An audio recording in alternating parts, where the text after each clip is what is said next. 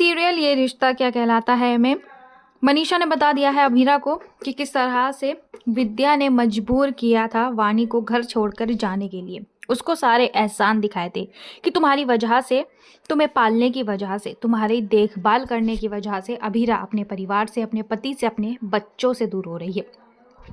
Well ये बातें वानी बर्दाश्त नहीं कर पाती है और वो सोचती है कि अब वो इस घर में रहकर लोगों को परेशान नहीं करेगी। यहाँ के लोग बहुत अच्छे हैं, उसका बहुत ज़्यादा ध्यान रखा है। अभीरा बहुत ही ज़्यादा अच्छी है, लेकिन उसकी वजह से वो नहीं चाहती कि घर में रिश्तों में दरारें आएँ। वानी घर छोड़कर चली जाती है, जिसके बाद अभीरा परेशान होकर वानी को दर दर ढूंढती हुई नजर आएगी और इसका फ़ायदा उठा लेगी मेहर, और मेहर वानी की जान लेने की कोशिश करने वाली है।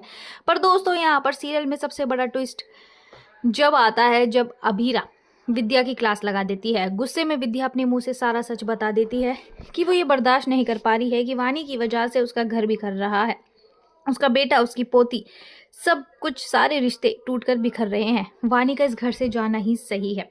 वेल यहाँ पर अभीरा किसी से कुछ नहीं कहती, वो समझ जाती है इन लोगों से बोलना यानी कि बहस के आगे बीन बजाने जैसा है, क्योंकि इन लोगों को शब्द समझ में नहीं आएंगे, भावनाएं समझ में नहीं आएंगी, क्योंकि ये अपने फैसले पर टिक चुके हैं।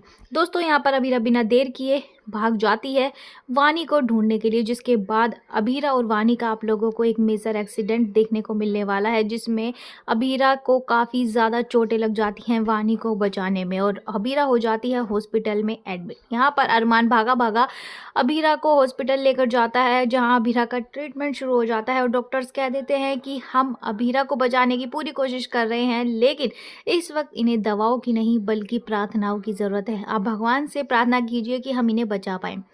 वेल अब कुछ भी हो, सारा इल्ज़ाम वानी पर ही लगने वाला है और मायरा और वानी के बीच आप लोगों को एक बहुत बड़ी दुश्मनी देखने को मिलने वाली है। आगे जाकर ये दुश्मनी आप लोगों को काफ़ी इंटरेस्टिंग लगेगी।